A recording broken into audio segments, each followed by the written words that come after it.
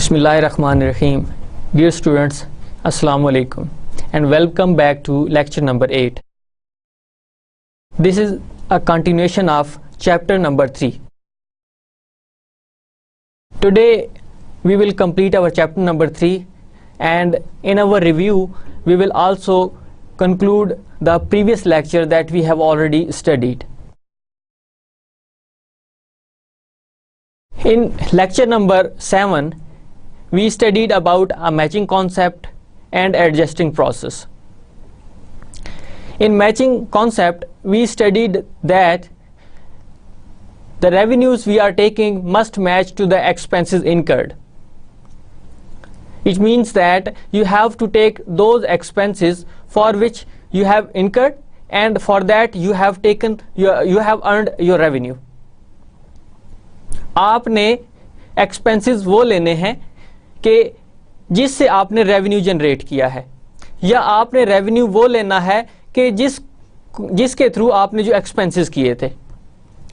ये नहीं करना आप लोगों ने कि आपने एक्सपेंसेस किसी और बिजनेस के ले लें या किसी और रेवेन्यू के ले लें और रेवेन्यू किसी और एक्सपेंस का उठा लें. And we have also studied about adjusting process. We have already studied about different transactions. We studied about journal entries. So these journal entries were explicitly given, whereas some other entries were also there which were not explicitly explained, or which were not told us that these are the transactions that has already been incurred, but we have to find out by our own self. हमने उनको खुद तलाश करना होता है, और जिसकी detail हमने लास्ट लेक्चर में भी पढ़ी थी. Then we have to report revenues and expenses. We studied about the accrual basis of accounting and cash basis of accounting. A few words about these things. Cash basis of accounting tells us that we have to record those transactions in which cash is directly involved. आप या तो cash receive कर रहे हैं या आप cash पे कर रहे हैं. Either you have an inflow of cash or outflow of cash. Whereas in accrual basis of accounting, you have to record transaction whenever it is incurred. कभी भी आपकी ट्रांजैक्शन हो जाएगी तो आपने उसको फौरन ही रिकॉर्ड कर लेना है. ऐसे नहीं है कि आप कैश रिसीव करें या ना करें, कैश आपको मिले या ना मिले, आपने ट्रांजैक्शन रिकॉर्ड कर लेनी है. आप उसकी जनरल एंट्री भी करेंगे, उसको आप लेजर में भी लेके जाएंगे, उसको आप फिर ट्रायल बैलेंस में भी लेके जाएंगे. Then we studied about deferred expenses. These are prepaid expenses. These are a kind of expenses that you have already paid but still they are not yet incurred. आप एडवांस रेंट पे कर देते हैं, advance आप advertising expense दे देते हैं, advance में आप बिल्स पे कर देते हैं. These would be considered as an asset of the company rather than the expenses. जब ये expenses हो जाएंगे, जब आप इसको इनकर कर देंगे, तो फिर ये आपके expenses बनेंगे. Before that they are called the prepaid expenses, or they are treated as an asset. They would be put in the balance sheet in the asset sides. हमने इसकी एग्जांपल ली थी. एडवांस में आपने जो एक रेंट एक्सपेंस पे किया है, अब वो आपका एक्सपेंस उस वक्त तक नहीं है जब तक आप उसका टाइम नहीं गुजार लेते. जब आपका टाइम गुजर जाएगा तो that would become your expense. उसमें फिर माइनस करते जाएंगे. अब इस ट्रांजैक्शन को आपको नहीं बताया जाएगा. ये ट्रांजैक्शन आपने खुद आइडेंटिफाई करनी होगी ट्रायल बैलेंस में से. Then we studied about deferred revenues. These are sometimes called unearned revenues. These are the liabilities of the company. आपको लोगों ने एडवांस में पेमेंट कर दी है, आप सर्विसेज बाद में परफॉर्म कर रहे हैं, प्रोडक्ट्स बाद में आप सेल आउट कर रहे हैं, लेकिन आपको कैश रिसीव हो चुकी है. तो तो that would be treated as your liability until unless you performed your services और यू डिलीवर द प्रोडक्ट्स। अब आपको किसी ने एडवांस में कैश दे दी, इसकी एग्जांपल हमने रेंट की ली थी कि आपको एडवांस में 3 मंथ्स का रेंट मिल गया था, तो वो रेंट आपको 1 दिसंबर को मिला था और आप अकाउंट्स क्लोज करें 31 दिसंबर को, तो आपने 1 महीने का अर्न कर लिया, इससे पहले आपकी वो लाइबिलिटी थी। अब 1 महीना गुजरा तो 1 महीने का आपका रेवेन्यू जनरेट हो गया, बाकी 2 महीनों का आपका अनअर्न्ड स्टिल लाइबिलिटी रहेगी। Then we studied about accrued expenses और एक्रूड लाइबिलिटीज के आपने वो एक्सपेंसेस कर दिए लेकिन आपने पेमेंट नहीं की उसकी। इसकी हमने वेजेस की एग्जांपल ली थी कि आपके लेबर ने आपको सर्विसेज दे दी हैं लेकिन आपने अभी तक उनको पेमेंट नहीं की। अब एक्सपेंसेस इनकर्ड हो चुके हैं, एक्सपेंसेस कंप्लीट हैं लेकिन आपने अभी तक पेमेंट नहीं की, तो वो आपके लिए लाइबिलिटी होगी। जब आप पेमेंट कर देंगे तो वो लाइबिलिटी खत्म हो जाएगी। इससे पहले आपने उसको खुद आइडेंटिफाई करना, क्योंकि महीना कंप्लीट हो चुका है, आपने अब उसको पेमेंट भी करनी है। जब तक पेमेंट नहीं करेंगे तो वो लाइबिलिटी है, तो फिर वो लाइबिलिटी साइड पे बैलेंस शीट में आएगी और उधर से इनकम स्टेटमेंट में आपका वो एक्सपेंस ट्रीट होगा। Then we studied about accrued revenues. इसकी हमने एग्जांपल ली थी कि आपने सर्विसेज परफॉर्म की लेकिन उसका बिल नहीं बना था। सर्विसेज आपने एडवांस में परफॉर्म कर दी हैं, आपने सर्विसेज दे दी हैं लेकिन अभी तक बिल नहीं बना। सर्विसेज परफॉर्म कर दी हैं, आपका वो रेवेन्यू बन चुका है, कैश मिले या ना मिले that is a separate issue, but you have to record that transaction as a receivable. आपने क्योंकि सर्विसेज तो दे दी उसकी, इसीलिए ये आपका एक्रूड एक्सपेंस है, एक्रूड एसेट है कि आपने रिसीवेबल्स अपने बनाने हैं। अब आपका वो रिसीवेबल है जो आपकी एसेट साइड पे लिखा जाएगा। Then we studied about fixed assets. Basically we talked about the 2 types of assets, current assets and fixed assets. Current assets are those which are consumed or converted into the cash within 1 year, and contrary to that your fixed assets are those their maturity life is more than 1 year. They might have 2 years, 3 years, 4 years, 5 years or even maybe 20 years. आपके पास बहुत बड़ा fixed asset है, जैसे हमारे पास building थी, हमारे पास land, इनकी maturity life 20 years है। लैंड को तो सेपरेट रखें, उसकी तो जाहिर है एक इन्फिनिट लाइफ होती है, लेकिन आपके पास बिल्डिंग है 20 इयर्स भी चलती हैं, आपके पास 50 इयर्स तक भी चलती रहती हैं। तो हमने इसके बारे में पढ़ा फिक्स्ड एसेट्स क्या होते हैं। फिर उसके बारे में हमने उसकी डेप्रिसिएशन का पढ़ा कि your fixed assets are also consumed time to time, they have to be expired after a specific period of time. वो specific period आपका क्या हो सकता है? It depends upon the nature of your fixed asset. आपकी building है, आपने कहा कि its maturity life is 10 years, तो आप उसको 10 years में कंज्यूम कर देंगे, उसको उसकी डेप्रिसिएशन फिर हर साल की निकालेंगे। आपके पास डेप्रिसिएशन के मुख्तलिफ मेथड्स होते हैं। आपके पास वो आपकी जो प्रोडक्ट है वो बताती है कि may be it would go for more than 10 years, 5 years, even 2 years। क्यों? आपकी ये प्रोडक्ट ऐसी है। अब आपके पास बिल्डिंग है, बिल्डिंग फिक्स्ड एसेट है, तो उसकी डेप्रिसिएशन आपको कंज्यूम करते करते बहुत ज़्यादा टाइम लगेगा, हो सकता है 20 साल में भी हो। हमने एग्जांपल 10 years की ली थी इसकी लास्ट लेक्चर में। आपने आपने 1 लाख की बिल्डिंग ली थी, उसको 10 पे डिवाइड किया था। अब 10,000 आपकी जो पर ईयर उसकी डेप्रिसिएशन चार्ज होगी, वो आपका एक्सपेंस होगा। वो एक्सपेंस आपका जाएगा इनकम स्टेटमेंट में और उसका एक कॉन्ट्रा अकाउंट बनाते हैं जिसको आप एक्यूमुलेटेड डेप्रिसिएशन बोलते हैं। वो एक्यूमुलेटेड डेप्रिसिएशन आपके एसेट्स में से माइनस होती जाएगी, फिर आपको बताएगी कि इसकी बुक वैल्यू अब कितनी रह गई है। पहले साल के एंड पे फॉर एग्जांपल आपकी 10 लाख वैल्यू थी या 1 लाख की वैल्यू थी, उस 1 लाख में से फर्स्ट ईयर आप after the completion of 1 year उसको आप माइनस करेंगे तो बुक वैल्यू आपकी फिर 90,000 रह जाएगी। नेक्स्ट ईयर आप उसके 20,000 माइनस करेंगे तो उसकी बुक वैल्यू 80,000 होगी। तो इसी तरह ये चलता रहेगा आपका। आपके पास इक्विपमेंट है, उसकी यूजफुल लाइफ में भी 5 ईयर्स हो, आपने 1 लाख का परचेज किया, डिवाइड करें उसको, आपके पास उसकी 20,000 पर मंथ पर एनम आपकी डेप्रिसिएशन होगी, एक्सपेंस। तो उसकी नेचर बताएगी फिक्स्ड एसेट की कि आपने इसको डेप्रिसिएशन किस तरीके से चार्ज करना है।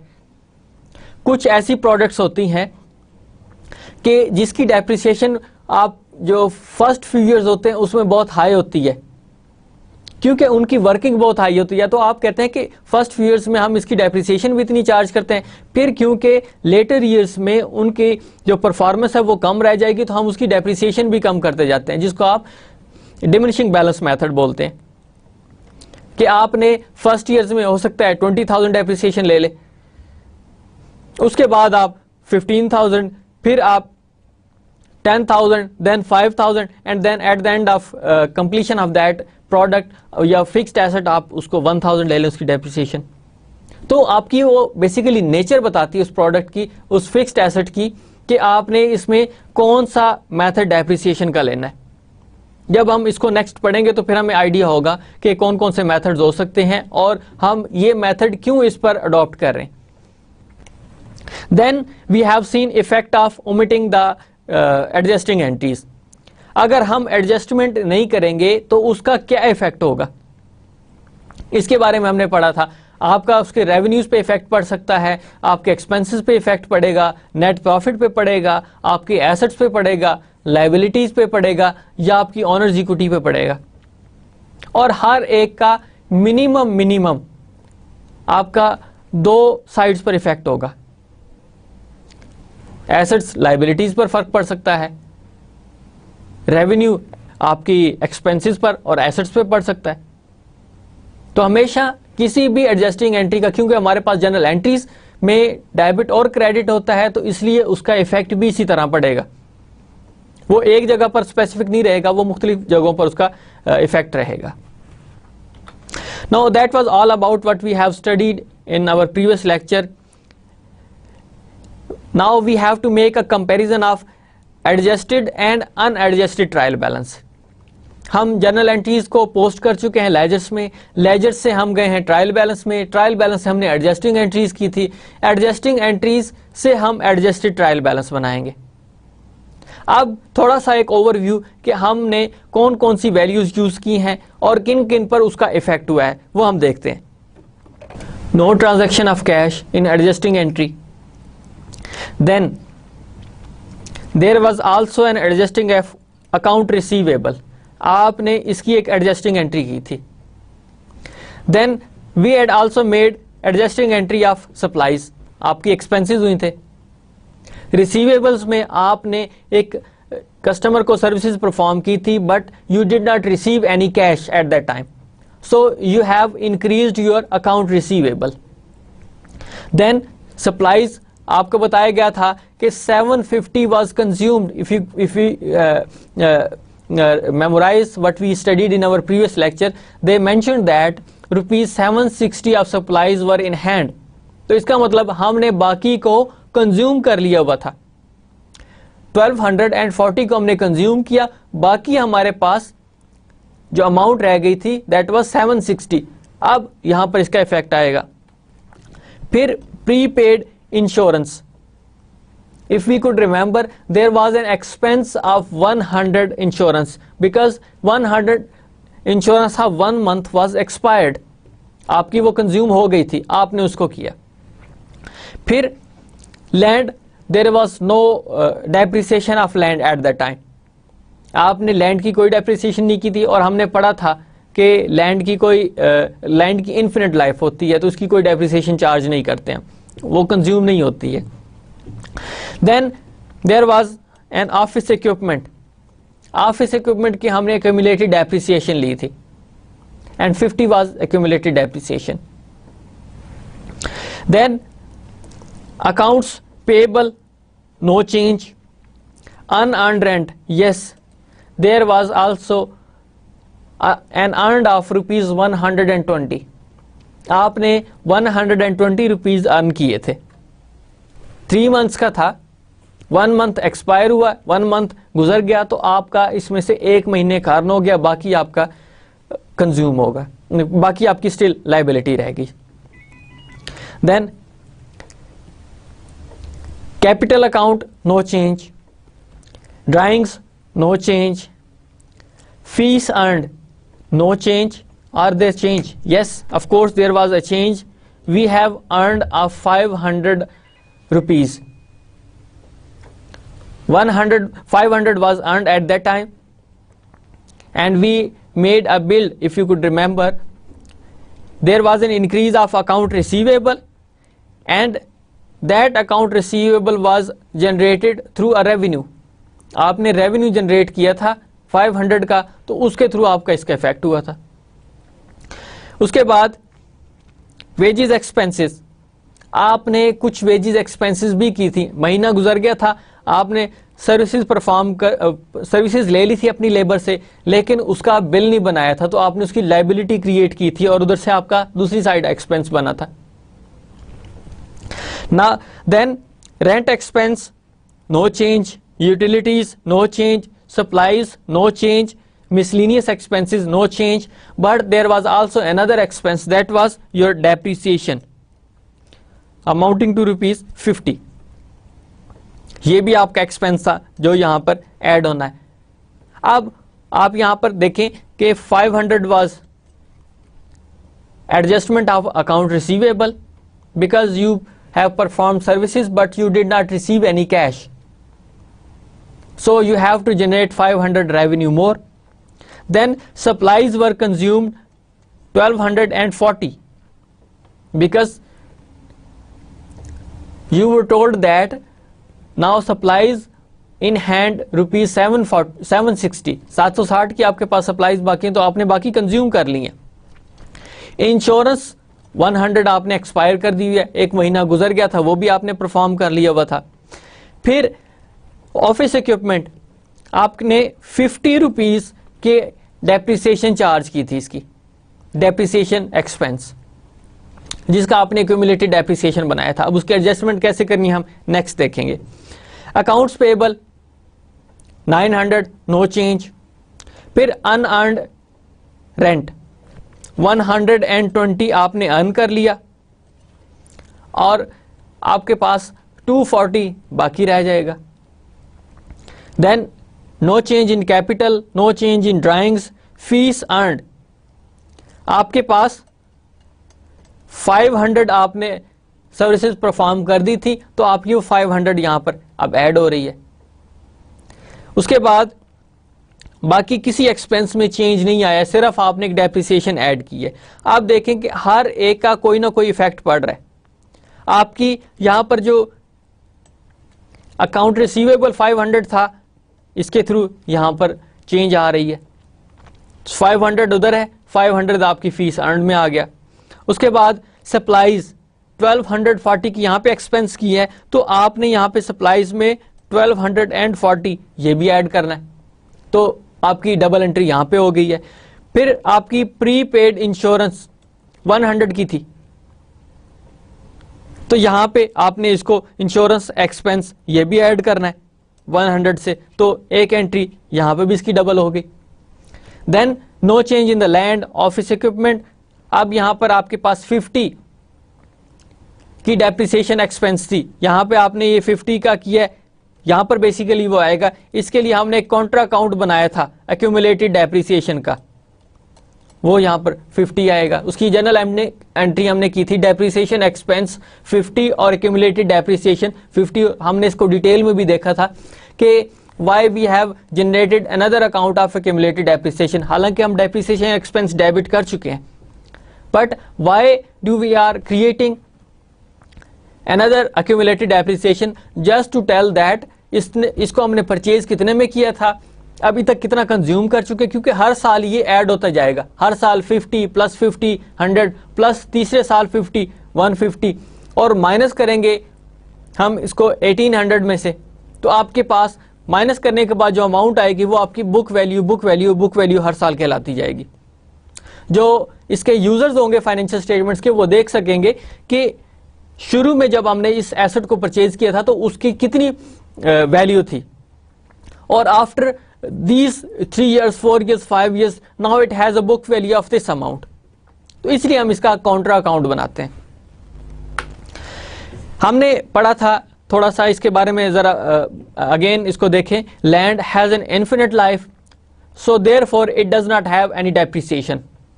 लैंड डज नॉट डेप्रिसिएट, ये एप्रिशिएट ही होती है टाइम टू टाइम, हर साल उसकी वैल्यू बढ़ रही होती है। अगर हम अपने जनरल एनवायरनमेंट में देखें तो हमें पता चलेगा कि डेप्रिसिएशन आपकी लैंड की वैल्यू हमेशा बढ़ ही रही है। कोई प्लॉट आपका कितने था, अब वो प्लॉट आपका कितने में हो गया, तो इसकी एप्रिसिएशन होती है, डेप्रिसिएशन नहीं होती। Then building, building has a limited life. Limited का वर्ड इसलिए यूज किया गया है कि बेशक 20 साल हों, लेकिन वो 20 साल एक लिमिट है। बेशक 50 साल उसकी लिमिट हो, लेकिन 50 साल एक लिमिट है कि उसने उसके बाद खत्म हो जाना है। आप अपने इर्द गिर्द देखें, जितने भी ऑफिसेज होते हैं वहां पर डेप्रिसिएशन हो रही होती है, और आफ्टर कंप्लीशन आप बताते हैं कि जी ये 50 साल पहले बना था, अब इसको गिरा के नया बनाया जा रहा है। तो ये क्या होती है, वो 50 साल में डेप्रिशिएट हो गया, वो खत्म हो गया, तो अब वहां उसकी जगह नया बनाया जा रहा है। कुछ और भी कॉन्टीजेंसीज हो सकती हैं कि जिसकी वजह से आपको वो डेप्रिशिएट होता रहता है, लेकिन हम इसको कंसिस्टेंट लेते हैं कि हर साल ये इतना इतना डेप्रिशिएट होता जा रहा है, एक्सपेंस इतना बनता जा रहा है। अब इसकी after these expenses now it has this book value. The counter account used in the adjusting entry is accumulated depreciation of building. Building है तो accumulated depreciation of building. Then equipment has a limited life, it depreciates. The counter account used is accumulated depreciation of equipment. इसका मतलब क्या हुआ, आपने वहां पे हर एक फिक्स्ड एसेट का सेपरेट काउंटर अकाउंट बना रहे। आपके पास लैंड है, आपके पास बिल्डिंग है, उसका काउंटर अकाउंट अलग से बनेगा। Accumulated depreciation of building, accumulated depreciation of equipment, accumulated depreciation of maybe furniture। जितने भी आपके पास डिटेल आती जाएगी 1 2 3 4 5 6 जितना मर्जी आप करते जाएं, आपके पास जितना फिक्स्ड एसेट्स होंगे जो उसकी नेचर में आते होंगे, फिक्स्ड एसेट्स की जो फिक्स्ड एसेट्स की डेफिनेशन में आते होंगे, आपने हर एक का सेपरेट काउंटर अकाउंट बनाना है। आपकी बेशक बैलेंस शीट 10 पेजेस की बन जाए, बेशक आपकी 20 पेजेस की बैलेंस शीट बन जाए, या बेशक आपकी 1 या 2 पेज में खत्म हो जाए, तो आपने हर एक एसेट की डिटेल देनी है। उस डिटेल से पता चलेगा कि हमारे पास कौन कौन से अकाउंट्स हैं और उन अकाउंट्स के अगेंस्ट कौन कौन से काउंटर अकाउंट्स बने हुए हैं। Summary of basic adjustments. If we could review our previous lecture, we separately have seen the omitting effect of adjusting entries. अगर आप उन adjusting entries को छोड़ देंगे तो उसका क्या इफेक्ट पड़ता है आपकी ओवरऑल ट्रांजैक्शंस पर, फिर आपके लेजर्स पर, लेजर से आपके ट्रायल बैलेंस पर, और ट्रायल बैलेंस से आपके फिर फाइनली जब आप फाइनेंशियल स्टेटमेंट्स में चले जाते हैं। डिटेल में हमने देखा था, अब उसकी समरी ये है type of adjustment. Deferred expenses, आपको पता होगा कि डेफर्ड एक्सपेंसेस कौन से थे। आपने एडवांस में कोई चीज पे कर दी थी, that has become your asset. इसको हमने एज एन एसेट ट्रीट किया था। जब आप उसको एसेट ट्रीट कर रहे हैं, एसेट साइड पे लिख रहे हैं, और आप उसकी एडजस्टिंग एंट्री नहीं कर रहे, तो ये हमेशा आपकी फाइनेंशियल स्टेटमेंट्स में एसेट साइड पर इसी तरह पड़ा रहेगा अनटिल अनलेस आप उसकी एडजस्टिंग एंट्री नहीं करते। और हमने इसकी डिटेल ये देखी थी कि आपके पास अगर वो एसेट एक्सपायर हो गया लेकिन आपकी बुक्स में लिखा हुआ होगा, तो ऑटोमेटिकली वो आपको एक अजीब सा एक इमेज देगा कि एसेट आपके पास फिजिकल मौजूद नहीं है, लेकिन बुक्स में आपके पास वो लिखा हुआ है। आप उसको एक्सपायर कर चुके हैं, आपका वो एक्सपेंस बन गया, लेकिन आप उसको स्टिल एसेट साइड पे लिख रहे हैं। तो this is the duty of an accountant to find out that these are the basic components which needs to be adjustment. तो फिर क्या करेंगे आप, उसकी एडजस्टिंग आप एंट्री करेंगे, डेबिट में करेंगे एक्सपेंस, और क्रेडिट में आपका वो जो एसेट होगा। अब इसको क्रेडिट एसेट में क्यों कर रहे हैं, क्योंकि हमने पढ़ा था कि decrease in asset would be your credited, increase normal account debit होता है और डिक्रीज में आपके पास वो क्रेडिट हो जाएगा। तो आपने इसको ये किया। फिर वो कहता है कि effect of omitting adjusting entry on the balance sheet and income statement. क्या फर्क पड़ता है कि आपका जो वो एक्सपेंस है इनकम स्टेटमेंट में अंडर स्टेट होगा, एक्सपेंस आप मेंशन ही नहीं कर रहे। जब आप एक्सपेंस मेंशन ही नहीं कर रहे हैं तो फिर वो आपकी इनकम स्टेटमेंट में नहीं जाएगा। इनकम स्टेटमेंट में नहीं जाएगा तो आपका वो नेट प्रॉफिट को भी ओवरस्टेट कर देगा, तो आपकी जो नेट इनकम है वो ओवरस्टेटेड है। एक्सपेंसेस आपने कम लिखे तो ऑटोमेटिकली आपकी नेट इनकम हाई लिखी जाएगी। एक तो इसका ये इफेक्ट हो गया। दूसरा इफेक्ट इसका ये होगा कि एसेट्स आर ओवरस्टेटेड। अब यहां पर आप एसेट्स को क्रेडिट कर रहे हैं, तो क्रेडिट करने का मतलब ये है कि आप एसेट्स कम लिख रहे हैं, लेकिन आपने एसेट्स किए नहीं है बुक्स में, आपको करने चाहिए थे। तो उसका इफेक्ट क्या होगा? एसेट्स आर ओवरस्टेटेड, एसेट्स आपने ज्यादा लिख दिए। आप वापस अपनी एग्जांपल्स पे जाएं तो आपने सप्लाईज अगर एडजस्ट नहीं करेंगे, 2000 की आपकी सप्लाईज थी वो एडजस्ट नहीं कर रहे, तो उसका क्या इफेक्ट हुआ कि वो सप्लाईज एज इट इज 2000 हर साल मेंशन होती रहेंगी, लेकिन उसमें से आप 1240 की कंज्यूम कर चुके हैं। तो आपने इसकी एडजस्टिंग एंट्री करनी थी, एडजस्टिंग एंट्री की, फिर आपके वो इफेक्ट्स खत्म हुए। अब यहां पे वो कहता है कि एसेट्स आर ओवरस्टेटेड, अगर आप एसेट्स को उसमें से माइनस नहीं करेंगे तो। और ओनर्स इक्विटी का इफेक्ट आपकी यहां पर इनकम स्टेटमेंट से होगा, क्योंकि नेट इनकम ने फाइनली आपकी कैपिटल अकाउंट में जाना होता है। अब जब उसको एक हाई अमाउंट को कैपिटल अकाउंट में लेके जा रहे हैं तो फिर आपकी ओनर्स इक्विटी भी हाई शो होगी। तो यहां पर आप एक चीज का यहां पर ख्याल रखिएगा कि your red font is used for your income statement accounts, whereas your blue font is used for your balance sheet account. तो यहाँ पर थोड़ा सा डिफ्रेंशिएट कीजिएगा। ऊपर नीचे ये वैल्यूज हो सकती हैं, ये इनकी जो आपकी बैलेंस शीट कभी ऊपर आ सकती है या कभी वो नीचे भी आ सकती है। तो यहाँ पर आपके पास एक्सपेंसेस इसमें अंडरस्टेट हुए, क्योंकि आपने एक्सपेंसेस को माइनस नहीं किया, ऐड नहीं किया इनकम स्टेटमेंट में, और जिसकी वजह से आपकी नेट इनकम में इजाफा हुआ। देन एसेट्स ओवरस्टेटेड, क्योंकि आप एसेट्स में से उसको माइनस नहीं कर रहे हैं तो फिर आपके एसेट्स ओवरस्टेट हो रहे हैं, ज्यादा शो हो रहे हैं। और आपकी ओनर्स इक्विटी, उसका डायरेक्ट लिंक आपकी नेट इनकम के साथ है, तो वो भी जब नेट इनकम हाई हो रही है तो ऑटोमेटिकली उसने ऐड होना है कैपिटल अकाउंट में, तो वो भी आपकी ओवरस्टेटेड ही होगी, जिसकी वजह से आपकी जो एक ट्रू पिक्चर होती है आपकी बिजनेस की वो रिफ्लेक्ट नहीं होगी। और आपकी फाइनेंशियल स्टेटमेंट्स का मकसद ये होता है कि you have to reflect true and fair picture of your business. Then in the second way we have studied about deferred revenues, कि आपने कैश रिसीव कर ली लेकिन आपने उसके अगेंस्ट अभी सर्विसेज परफॉर्म नहीं की।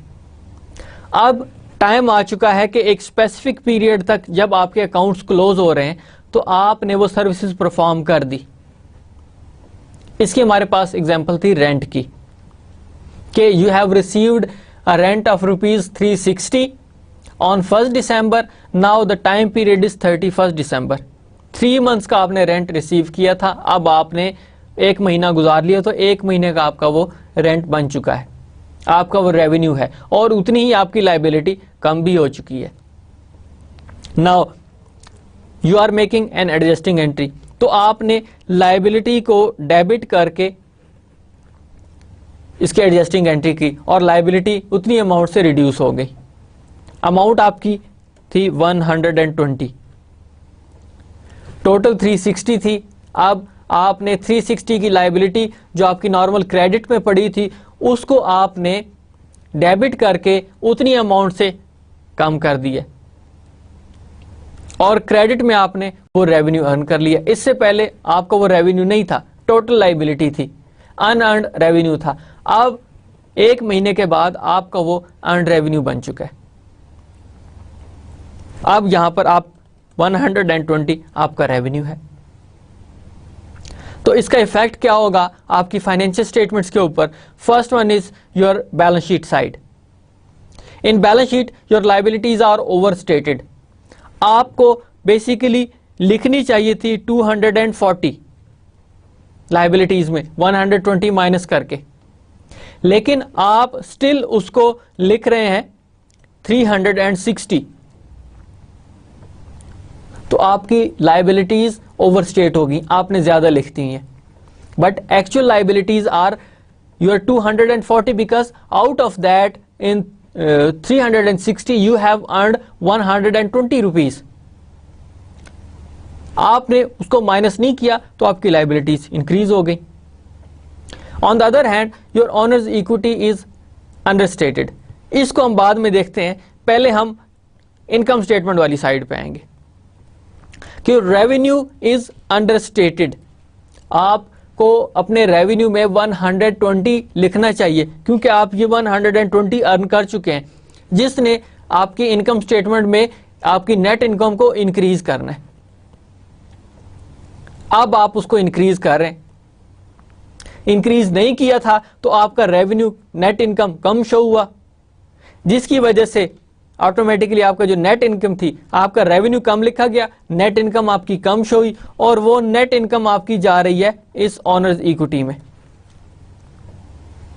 और ये ऑनर्स इक्विटी आपकी अंडरस्टेट होगी। क्यों अंडरस्टेट होगी?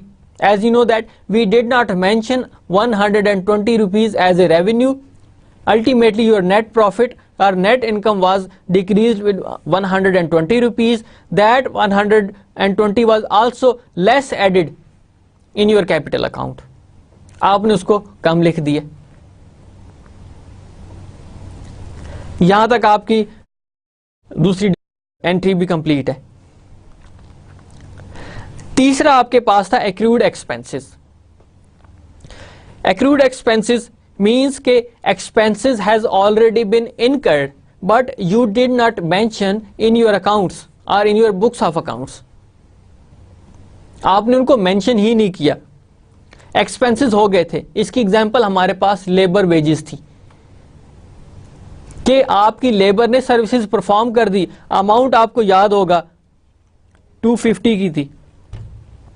Your labour has perform services, your time period is already been expired. हो सकता है आप उनको बिल बना के देते होंगे नेक्स्ट मंथ की फर्स्ट को, सेकंड को, थर्ड को, जिस तरह हमें सैलरीज मिलती हैं। जो सैलरीज होती हैं वो आपको 1 से 5 तारीख तक के दरमियान में मिल जाती हैं, लेकिन वो सैलरी है किस महीने की?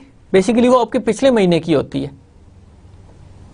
आपकी सैलरी फॉर एग्जांपल आप दिसंबर में काम किया आपने, और सैलरी आपको मिलती है जनवरी 1 से 5 के दरमियान, तो वो सैलरी बेसिकली जो आपने सर्विसेज दिसंबर में परफॉर्म की थी, ये उनकी उसकी सैलरी है, ना कि आपकी जनवरी की।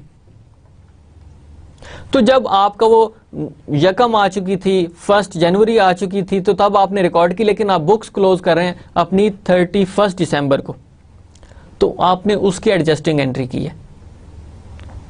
तो उसकी एडजस्टिंग एंट्री क्या थी? आपकी एंट्री क्या थी?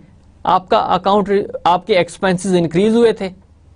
एक्सपेंस आपके इंक्रीज हो तो डेबिट होता है, और क्रेडिट में क्योंकि आपने कैश पे नहीं किया, कैश पे कर देते तो कैश क्रेडिट हो जाती, लेकिन अब आपने कैश पे नहीं किया, तो अब आप एक account receivable, account payable generate कर रहे हैं, क्योंकि आपकी लाइबिलिटी है। या तो आप कैश दे दें या आप लाइबिलिटी जनरेट कर लें।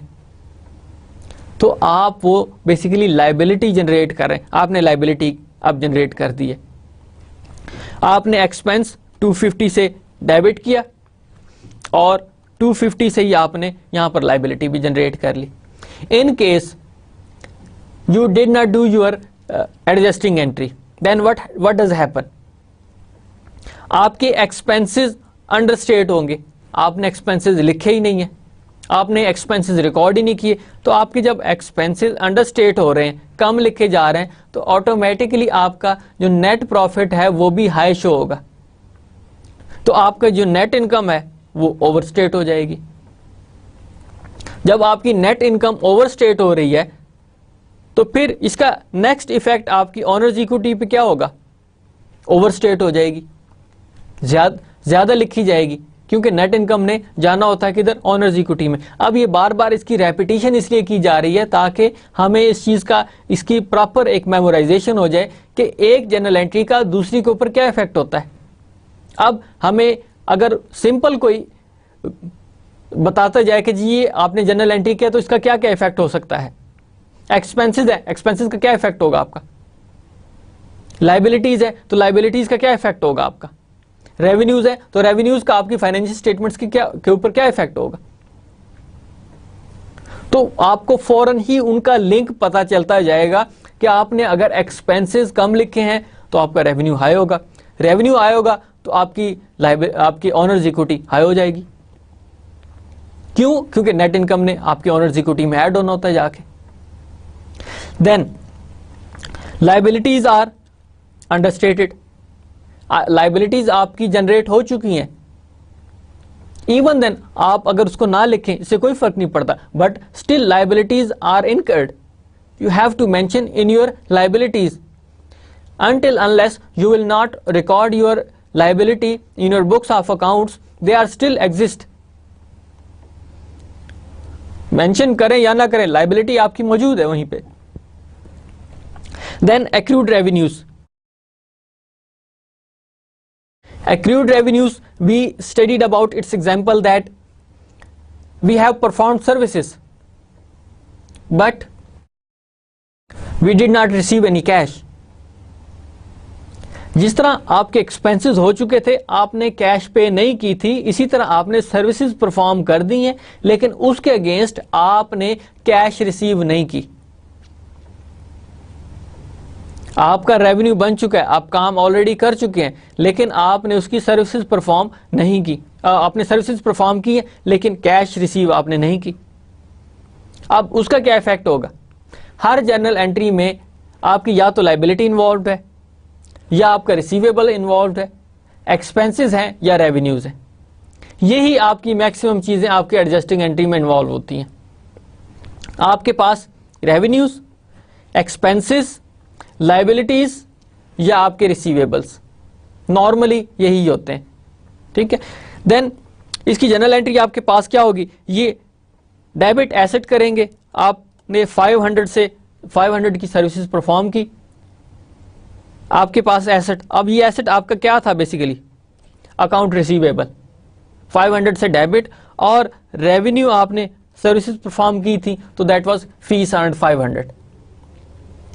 आपके पास एसेट्स, अगर इन केस आप इस जनरल एंट्री को नहीं करेंगे, एडजस्टिंग एंट्री नहीं करेंगे तो आपके पास assets are understated because your account receivable is your asset, part of your current assets, so you have to mention in your asset side when you will not enter this asset into your asset side, तो आपके जो assets हैं वो understated होंगे। दूसरा effect honours equity पे क्या आएगा उसको हम बाद में देखते हैं, पहले रेवेन्यू इज अंडरस्टेटेड, आपने जाहिर है रेवेन्यू रिकॉर्ड ही नहीं किया तो आपका रेवेन्यू कम लिखा गया, कम लिखा गया है तो automatically your net income is also understated. This net income goes to the owners equity. Owners equity has a secondary effect, ये बात ध्यान में रखें। आपका फर्स्ट इफेक्ट आपका इनकम पे होगा या एक्सपेंसेस पे होगा और उसका इफेक्ट आपकी नेट इनकम पे जाता है, वो नेट इनकम आपकी जाती है ऑनर्स इक्विटी में, तो उसका बेसिकली सेकेंडरी या आप उसको थर्ड लेवल पे या टर्शियरी आप कह सकते हैं इफेक्ट होगा।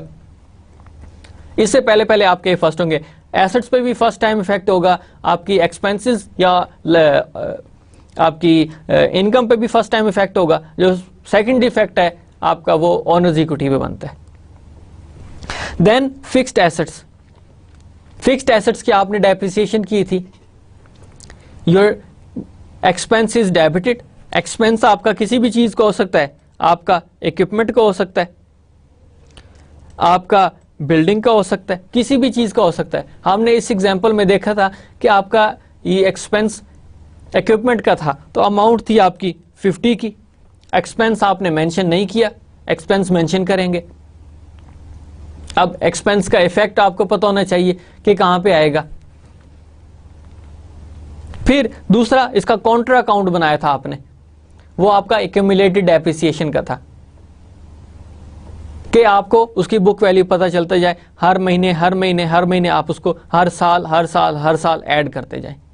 आपके पास एक्यूमुलेटेड डेप्रिसिएशन का आपने अलग से एक अकाउंट बनाया था और वो 50 का आपने लिखी थी। अब ये काउंटर अकाउंट आपका जाएगा कहां पे, ट्रायल बैलेंस में, उसको हम नेक्स्ट में देखेंगे। But up till now this is a whole summary of adjusting entries. आपकी किसी भी तरह की एडजस्टिंग एंट्री होगी वो सारी की सारी इसमें लाई करती हैं। आपको पता ये होना चाहिए कि इस ट्रांजैक्शन का इफेक्ट किस नेचर का है। रेवेन्यू का है तो आपको पता होगा कि रेवेन्यू का इफेक्ट क्या होता है, एक्सपेंसेस का है तो आपको पता होगा एक्सपेंसेस का किस तरह का है। Title of account doesn't matter, you have to find out its nature, whether this account relates to the expenses और योर रेवेन्यूज और योर एसेट्स और योर लाइबिलिटीज। किससे इफेक्ट पड़ता है, टाइटल ऑफ अकाउंट की कंफ्यूजन में नहीं जाना आपने। जब आपको उसकी नेचर का पता है तो फिर आपके लिए कोई प्रॉब्लम नहीं होना चाहिए। अकाउंट का टाइटल कुछ भी हो जाए, वेजेस पेएबल हो जाए, आपकी नोट्स पेएबल हो जाए, आपके अकाउंट्स पेएबल हो जाए, इसके अलावा कोई और भी पेएबल्स आपके आ सकते हैं, आपके बिल्स पेएबल हो सकते हैं, लेकिन आपके पास वो पेएबल आपको बता रहा है कि this is a liability and we should know the treatment of liability, कि आपने लायबिलिटी को कैसे ट्रीट करना है। आपके एक्सपेंसेस हैं, हमने 3-4 डिटेल्स देखी थी एक्सपेंसेस की। आपके पास वेजेस हैं, आपके पास यूटिलिटीज हैं, आपके पास रेंट एक्सपेंस है, आपके पास डेप्रिसिएशन एक्सपेंस है। जब आपको पता है कि आपके अकाउंट के साथ एक्सपेंस का वर्ड आ गया है तो हमें पता है कि इसकी ट्रीटमेंट क्या होगी। एडजस्टिंग एंट्री में हमें उसकी डिटेल में जाने की जरूरत नहीं है, हमें डायरेक्ट पता चल जाएगा कि ये एक्सपेंस है तो एक्सपेंस की क्या ट्रीटमेंट होगी। टाइटल ऑफ अकाउंट की कंफ्यूजन में तो जाना ही नहीं है। आपके पास एसेट्स हैं, आपके पास रिसीवेबल है, आपके पास कैश है, इसके अलावा कोई भी टाइप का आपका एसेट कंज्यूम हो रहा है, आपकी प्रीपेड इंश्योरेंस है, आपकी सप्लाईज हैं, आपके प्रीपेड एडवर्टाइजिंग एक्सपेंसेस हैं, these are all part of your assets. और एसेट की ट्रीटमेंट एडजस्टिंग एंट्री में हमें पता है कि एसेट की ट्रीटमेंट क्या होती है, हमें पता चल गया। लायबिलिटी देख ली हमने, एक्सपेंसेस देख लिए आपने, एसेट्स देख लिए। चौथे नंबर पे आपके पास रेवेन्यूज।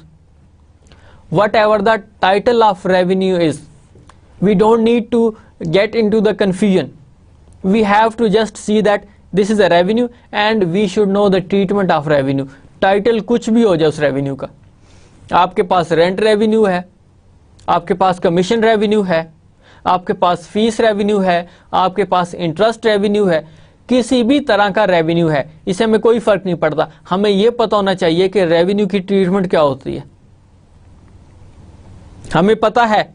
और वही हमारे रूल्स हैं, rules of debit and credit, कि increase in asset debit, decrease in asset credit, increase in liability credit और डिक्रीज इन लायबिलिटी डेबिट, बिल्कुल उसका उलट एसेट्स का। Owner's equity same just like liability, क्योंकि assets are equal to owner's equity plus liability, तो owner's equity की treatment भी same liability की तरह होगी कि increase in your capital credit, decrease in capital debit. Expenses के बारे में जो इनकम स्टेटमेंट के आइटम्स हैं, increase in expenses debit, decrease in expenses credit. अब जो हमने पहले एंट्रीज पढ़ी थी या अब हम पढ़ रहे हैं, इससे कोई फर्क नहीं पड़ रहा हमें। एडजस्टिंग एंट्री भी उसी तरह होती है क्योंकि ये भी एक एंट्री है। रेवेन्यूज के बारे में सेम जिस तरह आपने कैपिटल अकाउंट की ट्रीटमेंट की है, इंक्रीज इन रेवेन्यू क्रेडिट और डिक्रीज इन रेवेन्यू डेबिट। आपके पास अब एक्सपेंसेस और एसेट्स, ये इनकी सेम ट्रीटमेंट होती है। अगेन आई रिपीट, आपके एक्सपेंसेस और आपके assets they have a same treatment. whereas the other side is your revenues, your liabilities, your owner's equity. They have a same type of treatment. Again I repeat the second part, your revenues, your liabilities and your owner's equity, they have a same type of treatment. In the normal accounts, when we are making the ledger account, we have to add up first their normal accounts. Assets और आपकी expenses, इनके normal account हमेशा debit होंगे. I repeat again, आपके assets और आपके expenses, इनके normal account हमेशा डेबिट होते हैं. Whereas liabilities, owner's equity and revenues, they have a normal account of credit. इनके हमेशा नॉर्मल अकाउंट क्रेडिट होंगे. तो फिर जब आप लेजर अकाउंट्स बना रहे होते हैं तो आपने पहले नॉर्मल अकाउंट्स को टोटल करना है, क्योंकि नॉर्मल अकाउंट हमेशा आपके दूसरे अकाउंट्स की निस्बत हायर होंगे.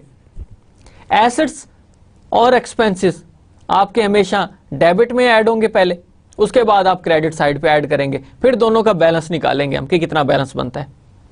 आपके पास लायबिलिटीज, ऑनर्स इक्विटी और रेवेन्यूज, इनके क्रेडिट नॉर्मल बैलेंस है तो पहले इनका टोटल करेंगे और जो दूसरी साइड होगी आपकी डेबिट साइड, उसका बाद में टोटल करेंगे, फिर दोनों का बैलेंस लेंगे कि अब आपके पास नॉर्मल अकाउंट्स में कितने बैलेंसेस मौजूद हैं.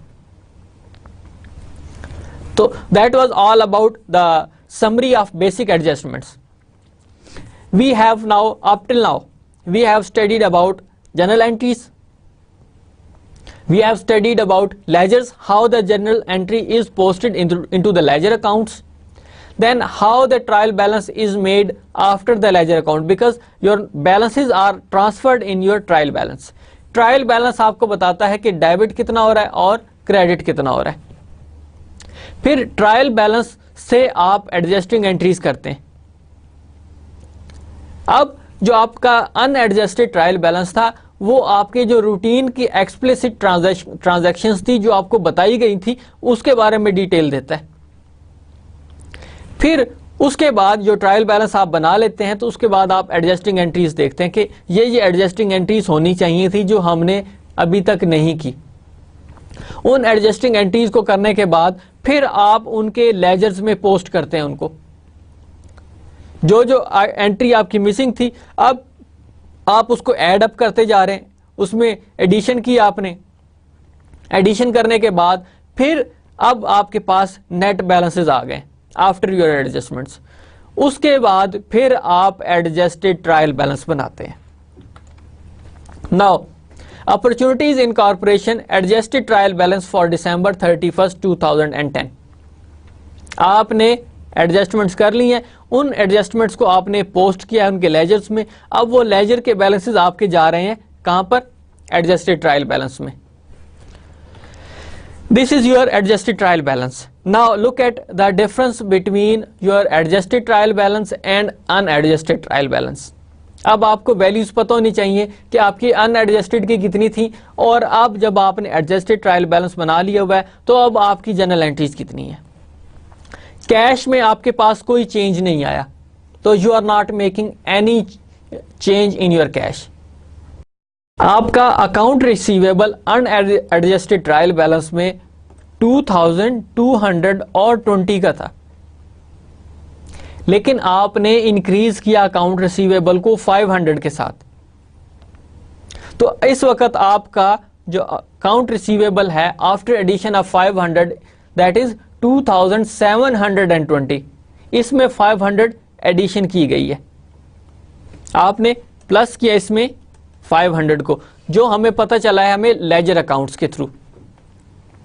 Then prepaid insurance, before that it was 2400, but after deducting 100 expired insurance we have 2300. अब आपके पास ये adjusted value after adjustment. Land में कोई चेंज नहीं आई थी आपकी. ऑफिस इक्विपमेंट यहां पर आप शो कर रहे हैं 1800 का जिस पर आपने परचेज किया था. इसका कॉन्ट्रा अकाउंट आपके पास यहां पर अवेलेबल है 50 के अमाउंट से। This is your 50 contra account of accumulated depreciation. अब 1800 में से आपने माइनस किया 50 एक्यूमुलेटेड डेप्रिसिएशन को, you have a balance of 1750। As I told you in my previous slides that you have to mention first the purchased value, जिस पर आपने अपने उस एसेट को, फिक्स्ड एसेट को परचेज किया था। अगर आप शुरू के लेक्चर्स में जाएं तो हमने एक कॉस्ट कॉन्सेप्ट पढ़ा था। वो कॉस्ट कॉन्सेप्ट क्या था कि जिस पर आपने अपने कोई भी प्रोडक्ट को, कोई भी आपने अपने एसेट को परचेज किया है तो आपने उसकी बुक वैल्यू लाजमी मेंशन करनी है। अब ये जो 1800 मेंशन की जा रही है that is the book value, और ये आपकी जब तक ये एक्सपायर नहीं हो जाता उस वक्त ये आपकी बुक वैल्यू चलती रहेगी। लेकिन इसका Contra account accumulated depreciation of equipment वो भी इसके साथ साथ चलता रहेगा। अब जिसने जो एक्सटर्नल यूजर्स हैं या इंटरनल यूजर्स हैं उनको पता होगा कि इस वक्त हमारे जो इक्विपमेंट है उसकी वैल्यू कितनी चल रही है। Now after completion of 1 month we have a book value of equipment 1750।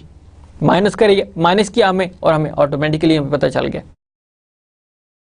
Then accounts payable no change, that is still 900। देन wages payable no change. Yes, there is a change because in our unadjusted trial balance we did not have any wages payable. wages payable हमारे पास ये amount थी ही नहीं। हमने ये wages payable create की है क्योंकि आपने इसकी एक एडजस्टिंग एंट्री की है, तो आपके पास ये wages payable आ चुकी है। इससे पहले हमारे पास ये wages payable का अकाउंट ही नहीं था, तो हमने ये अकाउंट क्रिएट किया है। फिर अनअर्न्ड रेंट,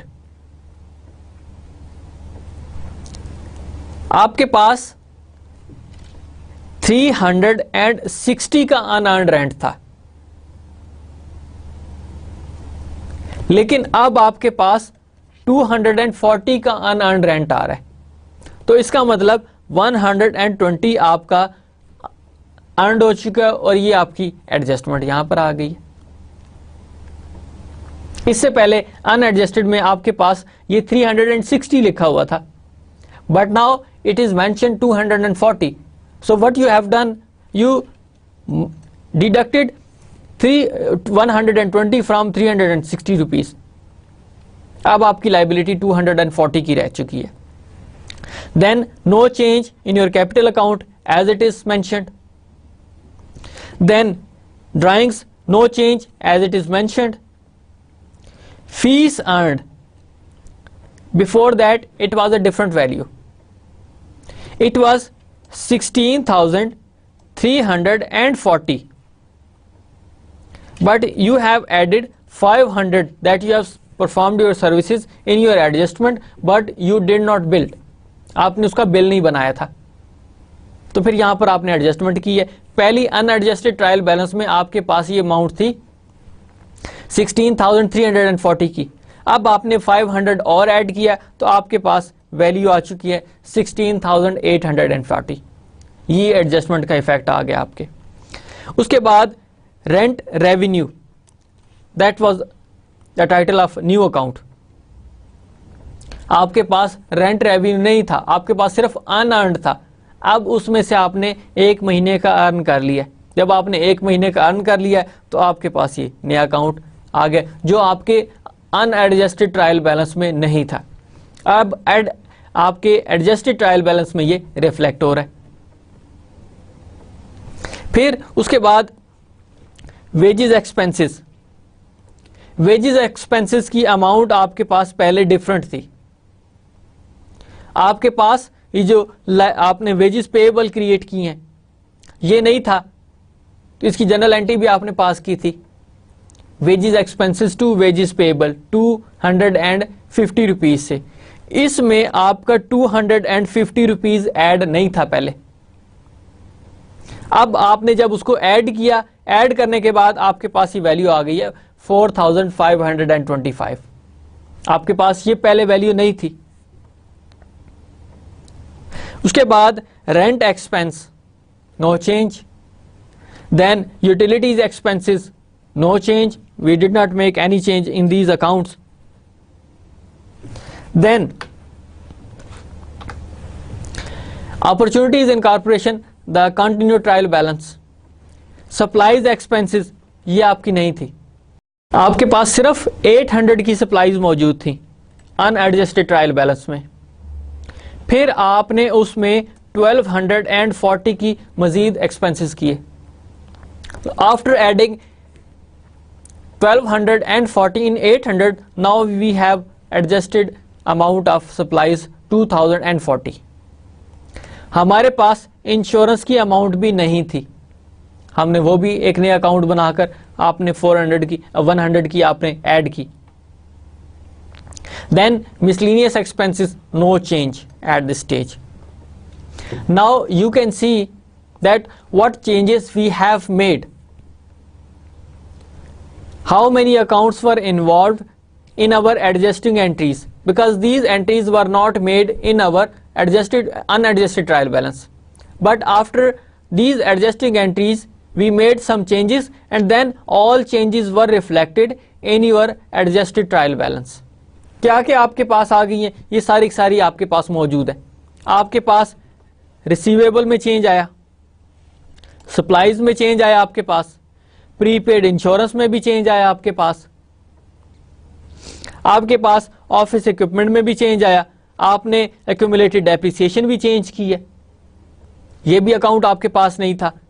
अकाउंट्स पेबल में कोई चेंज नहीं आया, वेजेस पेबल आपके पास थी ही नहीं, आपने वेजेस पेबल क्रिएट किए.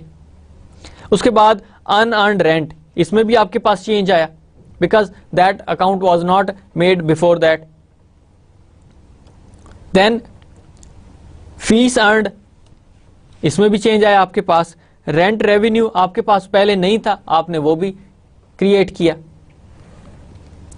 उसके बाद आपके पास वेजेस एक्सपेंसेस, वो भी आपने ऐड की. देन सप्लाईज एक्सपेंसेस भी आपने चेंज की, आपने इंश्योरेंस भी लेके आए नया अकाउंट. तो अब आपके पास जो टोटल बैलेंसेस आ रहे हैं that is 43,400 both in debit and credit. So now you have up till made an adjusted trial balance.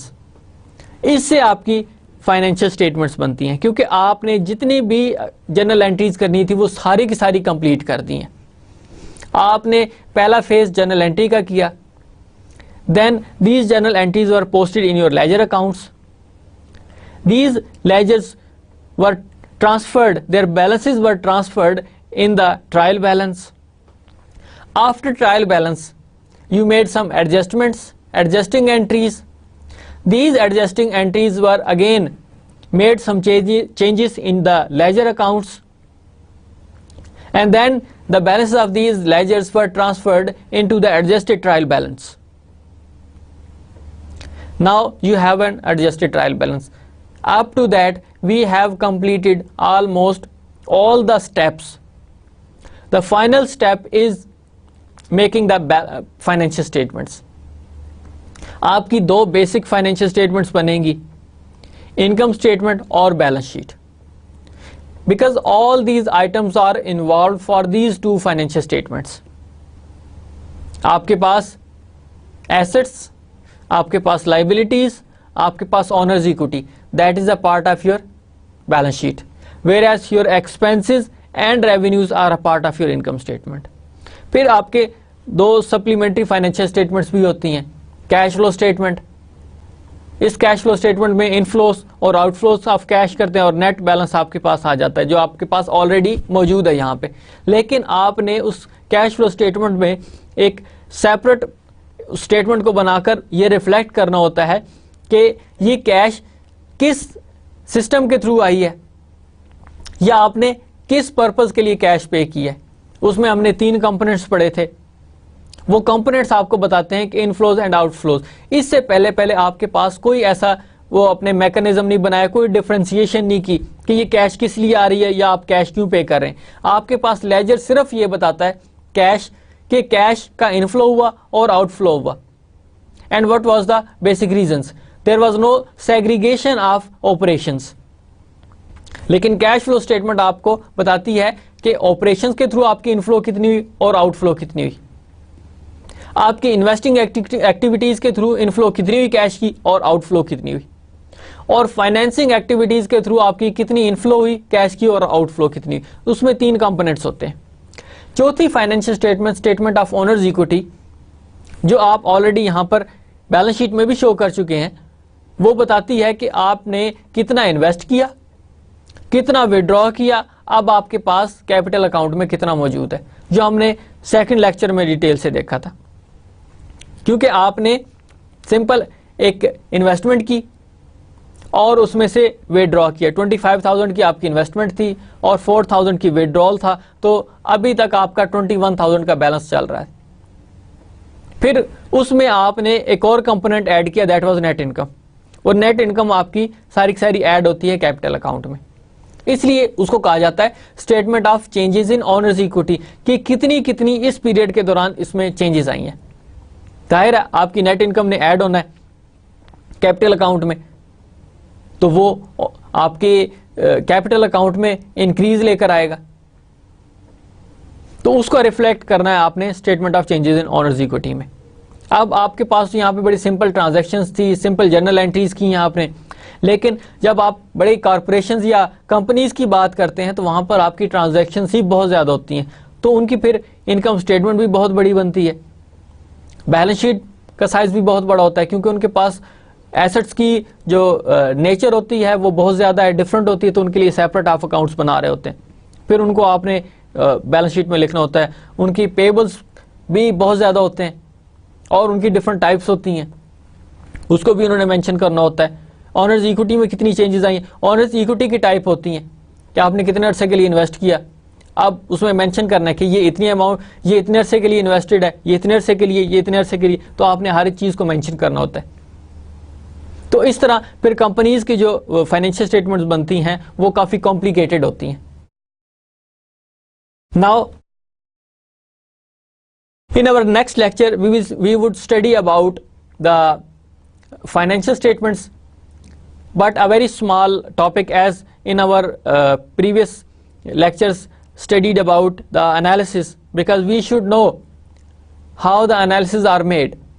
तो हर एक चैप्टर के कंप्लीट होने पर हम एनालिसिस पढ़ रहे होते हैं फाइनेंशियल स्टेटमेंट्स का, कि आप कैसे एनालाइज करते हैं कि वाकई ही आप देखते हैं कि हमारा बिजनेस ठीक चल रहा है कि नहीं चल रहा, is there any growth in our business और नॉट, इधर we have seen that there is some problem maybe in your revenues, in your expenses, in your assets, liabilities, owners equity, आप उनका कंपैरिजन कर रहे होते हैं।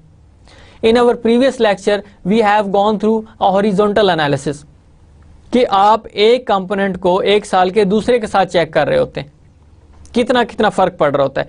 जब आप वर्टिकल एनालिसिस करते हैं तो फिर आप देखते हैं कि एक कंपोनेंट सेम ईयर का दूसरे कंपोनेंट के ऊपर कितना इफेक्ट कर रहा होता है। आपके पास हॉरिजॉन्टल में सिंपल आपने फॉर एग्जांपल 2009 का कंपैरिजन कर रहे होते हैं 2010 के साथ, लेकिन वर्टिकल एनालिसिस में आप इस 2009 को ही देख रहे हैं ऑनवर्ड, इसी के अपने कंपोनेंट्स के साथ। आपके पास यहां पर एक एग्जांपल मौजूद है, जिस तरह हमने प्रीवियस चैप्टर में देखी थी, तो सेम हमारे पास यहां पर एग्जांपल है income statement for the year ended December 31st, 2010 and 2011। Fees earned in 2011 and 2010। यहां पर एक तो हॉरिजॉन्टल एनालिसिस हो रहा है कि आप देख रहे हैं कि एक साल का दूसरे साल के साथ कितना फर्क पड़ा है। In 2010 we have earned a fees of, ये हमारे पास सारे अज्यूम डाटा है, हमारे पास कोई इसी तरह कैलकुलेशन नहीं है। पिछली जो हमने जितना भी पढ़ा है वो सारे सेपरेट था, अब हमारे पास एक सेपरेट एनालिसिस मौजूद है। इसमें fees earned in 2010 we have earned a fees, for example 150,000, 1,50,000 हमने अर्न किया। 2011 में that is increased with the 187,500, 1,87,500।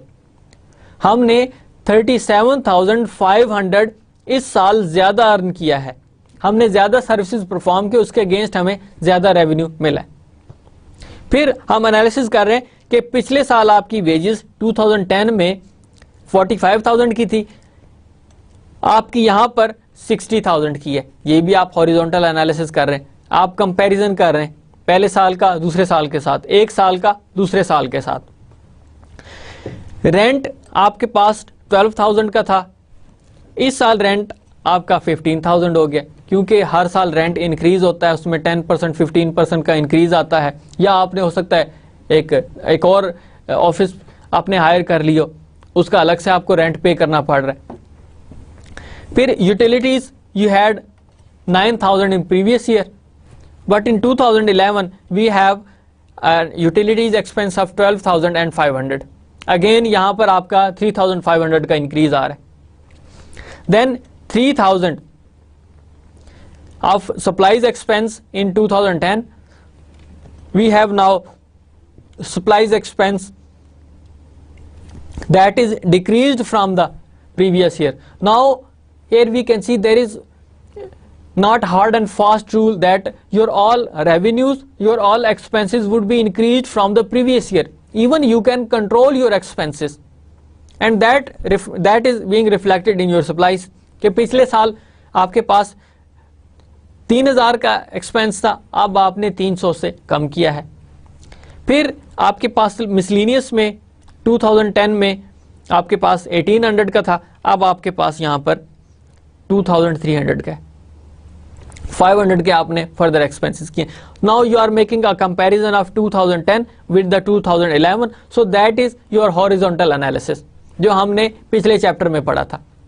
आप एक साल का दूसरे साल के साथ कंपैरिजन कर रहे हैं।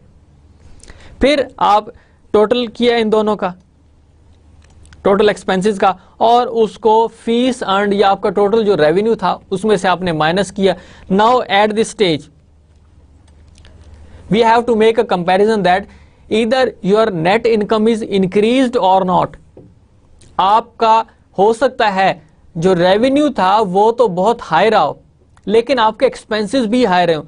We are more concerned about our net income, either it is increased or not, we have to make a comparison. So our net income comparison reflects that 2011 has a much higher net income as compared to 2010. पिछले साल की निस्बत हमने net income ज्यादा earn की है।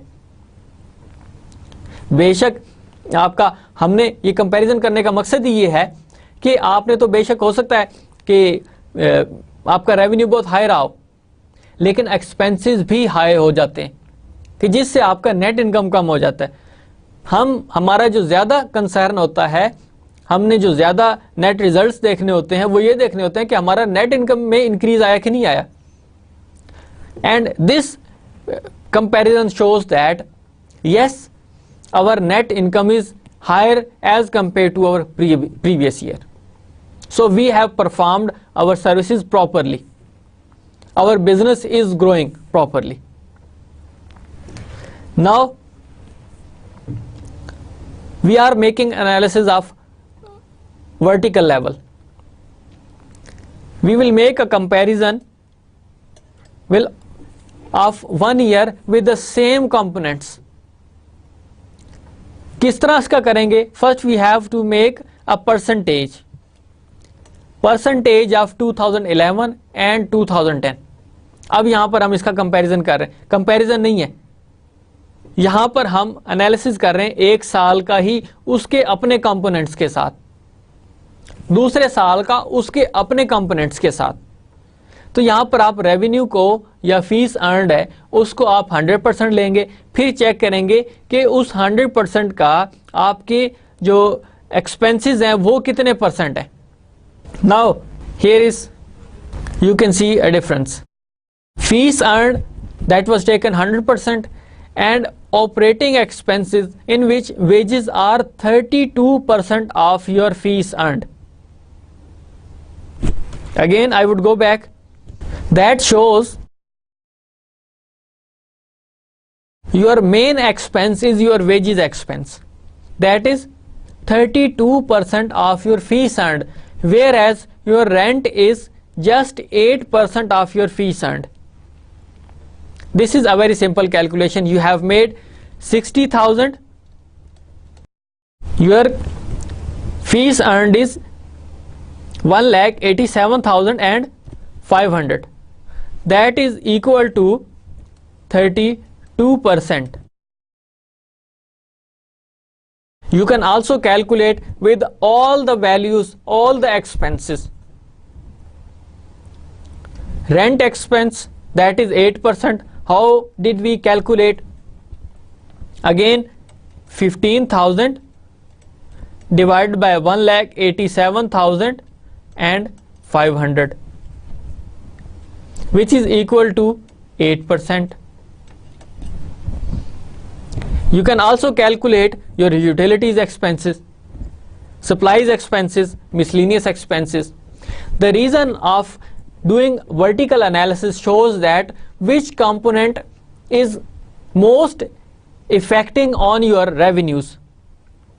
फिर आप उसको कंट्रोल करते हैं कि आपके पास वेजेस एक्सपेंसेस हाई हैं, क्या ये हमारी स्किल्ड लेबर है कि नहीं है स्किल्ड लेबर।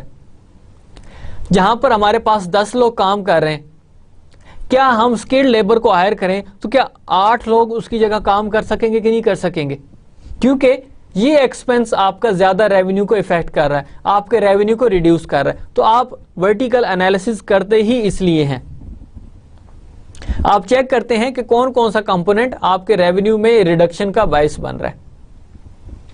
पहले साल देखेंगे, फिर आप जाकर दूसरे साल में देखेंगे। आप सेम यहां पर चेक करें, 45,000 है और वो आपके जो फीस अर्नड है 1,50,000, उस पर किस तरह इफेक्ट हो रहा है। आपने सेम इसी तरह कैलकुलेट किया, 45,000 डिवाइडेड बाय 1,50,000, तो आप इसकी परसेंटेज चेक कर सकते हैं कि ये कितने परसेंट बनता है, तो दैट इज योर 30%। अब इसका मतलब ये है कि 2011 में आपकी वेजेस हाई रही हैं, वो 32% थी, ये आपकी 30% आ रही, लेकिन इसके अगेंस्ट आपकी फीस भी तो, जो आपकी रेवेन्यूज है वो भी तो हायर में हो सकता है। आपके पास बिजनेस ज्यादा अच्छा चल पड़ो, आपको ज्यादा लेबर हायर करनी पड़ी। तो आपने एक एक चीज को देखना होता है एनालिसिस करते हुए कि क्या ये ठीक है या नहीं है। ठीक है तो ठीक है, अगर गलत है तो फिर क्यों गलत है। आप हर एक कंपोनेंट का फिर सेपरेटली चेक करेंगे और देखेंगे कि हम एक्सपेंसेस को कहां कहां से कम कर सकते हैं।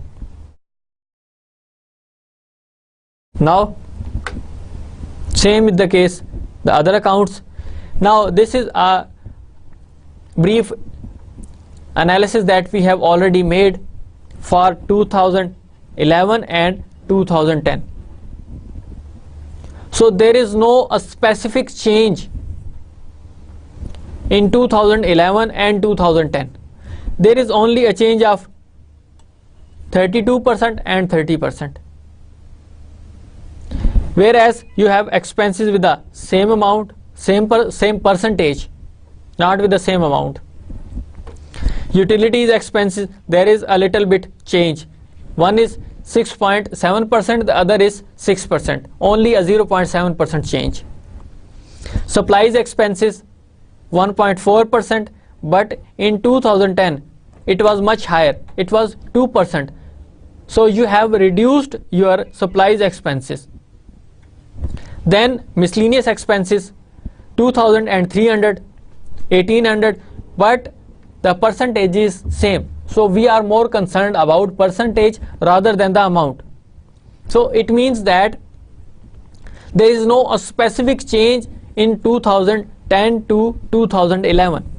They have almost same percentage. We are more concerned about percentage, not about the amount. हम अमाउंट से हमारा कोई इतना खास ताल्लुक नहीं है, हमने तो परसेंटेज चेक करनी कि क्या उसके रेफरेंस में आ रहा है कि नहीं आ रहा, क्या उससे रेलेवेंसी बन रही है कि नहीं बन रही, क्या आपके रेवेन्यू के साथ ही कंसिस्टेंट हैं कि नहीं है। अगर यहाँ पर चेंज बहुत ज़्यादा आया हुआ होता, इन केस ये आपका बन जाता है 40% पे, 30% 2010 में था, 2011 में आपका ये बन रहा है 40%, तो there is a quantum change, 10% का बहुत ज्यादा चेंज होता है. तो we should be very serious about that. We have hired more wages, we are paying more पिछले साल की निस्बत, तो हमें यहां पर अपनी तब्दीलियां लानी पड़ेंगी. Up to now we can see that our net income was 52%, here is in 2011 that is 50.7%. This is end of lecture number 8. I would give you a very brief overview of what we have discussed in our previous lectures, so that we should just an overview what we have studied, कौन कौन से topic थे जो हमने पढ़े हैं अभी तक, ताकि हमें वो मेमोराइज भी हो जाए, थोड़ा सा रिव्यू भी हो जाए, हमें पता भी चल जाए. ताकि अकाउंटिंग का बेसिकली यही होता है कि हम नेक्स्ट पढ़ते जाते हैं और पीछे से वो डिलीट होता जाता है, रिसाइकिल होता जाता है. तो अब हमारे चैप्टर नंबर 8 तक हमने जो मेजर आइटम्स, जिनकी मैं आपको ब्रीफ इंफॉर्मेशन देता जाऊंगा, वो क्या क्या थे. हमने पढ़ा है टाइप्स ऑफ बिजनेसेस के बारे में, हमने पढ़ा है टाइप्स ऑफ बिजनेस ऑर्गेनाइजेशन के बारे में. So we should be very careful in differentiating the types of businesses and types of business organizations, because in some interviews और in some vivas when we ask from the students what are the types of businesses, they start explaining about types of business organizations. So there is a difference. We should know what is major difference between types of businesses and types of business organizations. Then we studied about generally accepted accounting principles. We studied about accounting equation कि assets must be equal to liabilities plus owner's equity. Transactions का आपके accounting equation पे क्या फ़र्क पड़ता है. कोई भी जनरल एंट्री होगी तो उसका अकाउंटिंग इक्वेशन से कैसे वो इंक्रीज या डिक्रीज करेगी आपके एसेट्स को, आपकी लाइबिलिटीज को और आपकी ऑनर्स इक्विटी को. Then we studied about transactions. What is basically a transaction, how it start from the general entry, because transaction is any change in the economic value of your business. कोई भी change आपकी economic condition पर लेकर आएगी, any event, कोई भी event होगा तो वो आपकी ट्रांजैक्शन कहलाती है. So we studied about the rules of debit and credit. Generalising means putting our transaction into journal entry, journal, then journal entry into the ledgers, and then making a trial balance, and that is called unadjusted trial balance. Then we studied about a matching concept and adjusting process, reporting revenues and expenses, and we studied about some adjusting entries, deferred expenses, deferred revenues, accrued expenses, accrued revenues. Then we studied about fixed assets, effect of omitting adjustments, summary of basic adjustments. Then we have developed adjusted trial balance, and finally we have made a vertical analysis. So this is an end of chapter number 3. In our next lectures we will continue our chapter number 4. This would be about financial statements and some other concepts of accounting. So up till now we have completed our chapter number 3 and lecture number 8. So inshallah we will meet in lecture number 9 with a new topic. Thank you very much and Allah Hafiz.